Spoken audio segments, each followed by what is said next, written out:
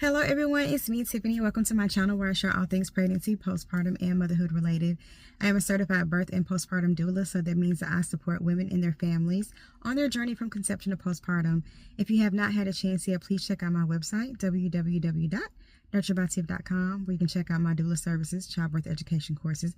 You can also check out my blogs. There has been a story that I think unfolded about, or an event. I don't want to say story. I hate saying story, but I mean, that's what it is. Anyway, that unfolded about a week ago in Niagara Falls, where a woman took her life and the life of her two children.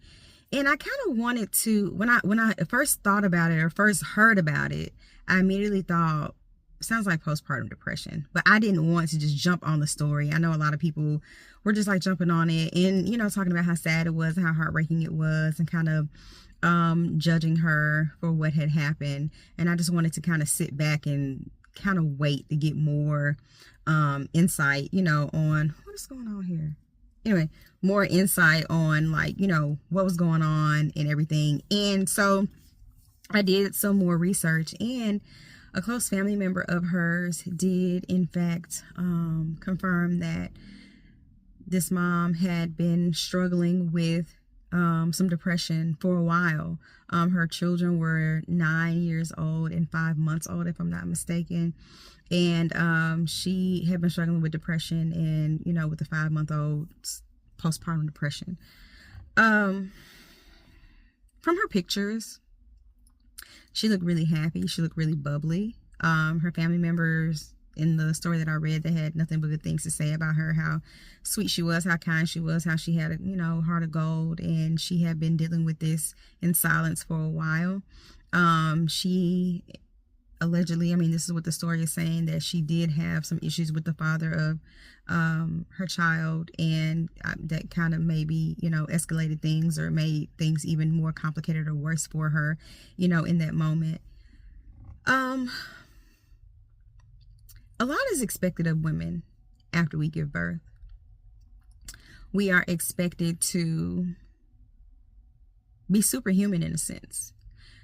We're supposed to recover with light speed.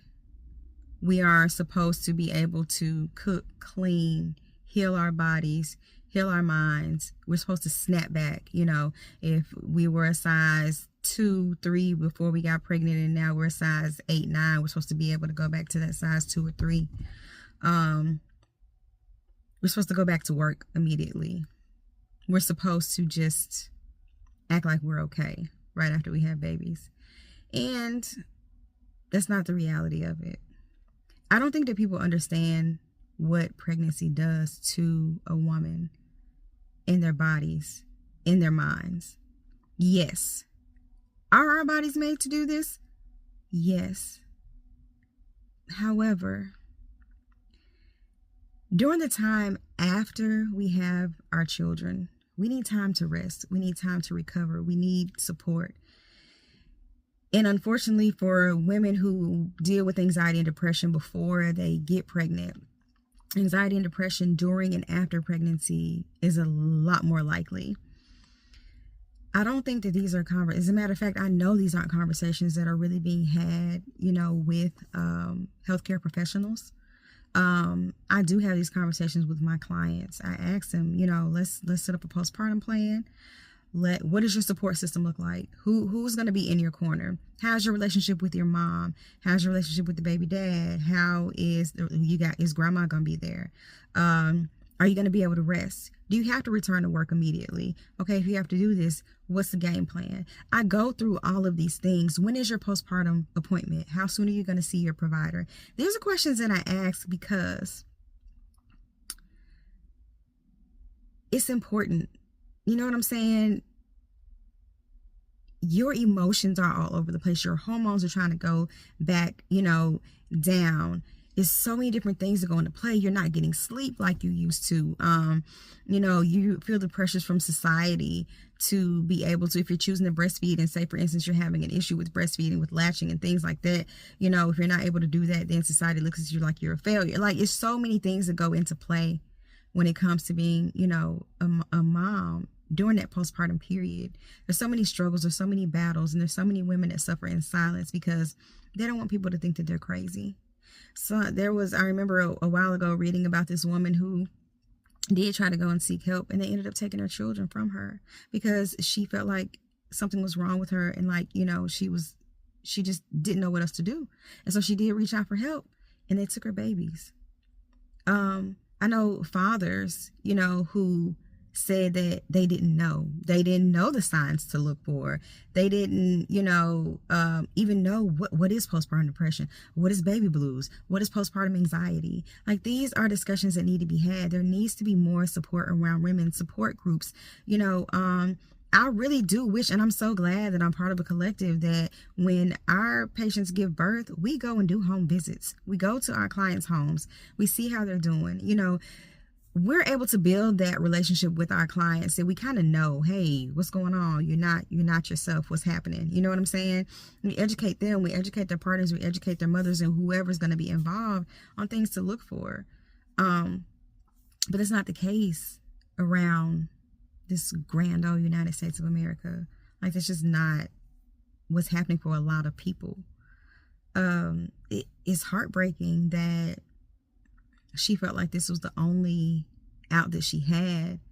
And as someone who has a history of postpartum depression myself, in those moments, in those dark, dark moments, it's so very easy to let your mind trick you and lie to you and tell you that you'd be better off not here, that your children would be better off without you, that you're a failure, that you can't do this, that, you know, that you just shouldn't be here anymore.